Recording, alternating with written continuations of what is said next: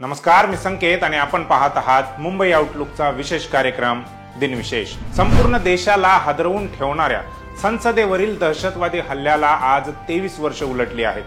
13 डिसेंबर 2001 रोजी संसदेवर जैश ए मोहम्मद आणि लष्कर ए तोयबा ह्या पाकिस्तानी दहशतवादी संघटनेंनी हल्ला केला होता।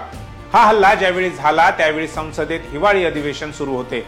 त्यावेळी संसदेत भारताचे तत्कालीन प्रधानमंत्री अटल बिहारी वाजपेयी आणि मोठे राजकारणी उपस्थित होते। हल्ल्याच्या काही मिनिटांपूर्वीच तत्कालीन प्रधानमंत्री अटल बिहारी वाजपेयी आणि विरोधी पक्षनेत्या सोनिया गांधी संसदेच्या बाहेर पडल्या होत्या, परंतु उपप्रधानमंत्री लालकृष्ण अडवाणी, भाजप नेते प्रमोद महाजन सेंट्रल हॉल आणि परिसरात होते। त्या सर्वांना तत्काळ संसदेतील एका गुप्त स्थळी नेण्यात आले होते। दरम्यान संसदेवर हल्ला करून सर्व खासदार आणि मंत्र्यांना ओलीस ठेवण्याची दहशतवाद्यांची योजना होती, परंतु जवानांच्या सतर्कतेमुळे दहशतवाद्यांचा हा कट फसला। संसदेवर हल्ला करणारे 5 दहशतवादी पांढऱ्या रंगाच्या एम्बॅसेडर मधून आले होते। त्यांनी संसदेच्या आवारातील सुरक्षा दलांवर अचानक फायरिंग सुरू केली। सुरक्षा दलांनी त्या 5ही दहशतवाद्यांना ठार केले। या हल्ल्यात दिल्ली पोलिसांचे 5 जवान, सीआरपीएफची 1 महिला कॉन्स्टेबल आणि संसदेचे 2 गार्ड शहीद झाले। या प्रकरणी 6 डिसेंबर 2002 ला मोहम्मद अफजल गुरु, शौकत हुसेन, अफसान आणि सय्यद अब्दुल रहमान गिलानी यांना अटक करण्यात आली। या हल्ल्याचा प्रमुख आरोपी मोहम्मद अफजल गुरु याला 9 फेब्रुवारी 2013 ला दिल्लीतील तिहाड तुरुंगात फाशी देण्यात आली। या घटनेनंतर देशभरात विविध ठिकाणी या हल्ल्यामध्ये शहीद झालेल्या शूरवीरांना श्रद्धांजली वाहिली जाते। लोकप्रिय अभिनेत्री स्मिता पाटील यांचा आज 38वा स्मृतिदिन आहे। यांना आजही मराठी चित्रपटसृष्टी किंवा बॉलिवूड विसरलेलं नाही। सौंदर्य किंवा अभिनय यामध्ये त्यांचा कोणीही हात धरू शकत नव्हते। त्यांचा प्रभावी अभिनय प्रेक्षकांच्या मनावर कोरला जायचा। त्यांचा जन्म 17 ऑक्टोबर 1955 रोजी पुण्यातील एका राजकारणी घराण्यात झाला होता।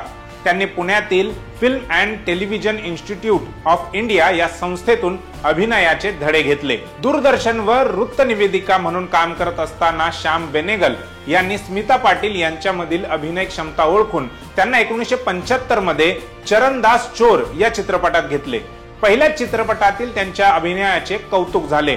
त्यानंतर त्यांनी कधीच मागे वळून पाहिले नाही। स्मिता पाटील यांनी आपल्या अभिनयाच्या जोरावर समांतर तसेच व्यावसायिक सिनेमातही यश संपादन केले होते। 2 राष्ट्रीय पुरस्कार विजेत्या या अभिनेत्रीला भारतीय सिनेमातील अमूल्य योगदानासाठी पद्मश्रीने सन्मानित करण्यात आले होते। 1977 हे वर्ष स्मिता पाटील यांच्या करिअर मधील टर्निंग पॉइंट ठरले।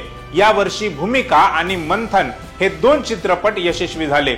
या कलात्मक चित्रपटातून त्यांनी नसरुद्दीन शाह, शबाना आझमी, अमोल पालेकर आणि अमरीश पुरी यांसारख्या कसदार कलाकारांसोबत काम करून अभिनयात आपला वेगळा ठसा उमटविला। चक्रमधील अम्मा या भूमिकेबद्दल अभिनयासाठी स्मिता पाटील यांना सुवर्ण कमळ मिळाले होते। त्यांना अभिनयाबद्दल राज्य व राष्ट्रीय पुरस्कार 2 वेळा प्राप्त झाले होते। चित्रपट सृष्टीमध्ये दिलेल्या योगदानाबद्दल स्मिता पाटील यांना 1985 साली पद्मश्री पुरस्काराने सन्मानित करण्यात आले। स्मिता पाटील आणि राज बब्बर यांची भेट 1982 मध्ये भीगी पलकेच्या शूटिंग दरम्यान झाली होती, ज्यानंतर ते दोघे प्रेमात पडले। राज बब्बर यांचे आधीच लग्न झाले होते, पण तरीही ते दोघेही एकमेकांच्या प्रेमात आकंठ बुडाले होते। काही काळानंतर दोघांनीही एकत्र राहण्याचा निर्णय घेतला। यानंतर राज बब्बरने पत्नी नादिरा यांना सोडले आणि स्मिता सोबत ते राहू लागले। काही काळानंतर स्मिता पाटील आणि राज बब्बर यांनी लग्न देखील केले। त्यांनी एका मुलाला जन्म दिला, त्याचे नाव प्रतीक ठेवले। प्रसूती दरम्यान स्मिता पाटील खूप कठीण टप्प्यातून गेल्या आणि त्यांची प्रकृती खालावली। मुलाच्या जन्माच्या अवघ्या 15 दिवसानंतर म्हणजेच वयाच्या 31व्या वर्षीच त्यांचे निधन झाले।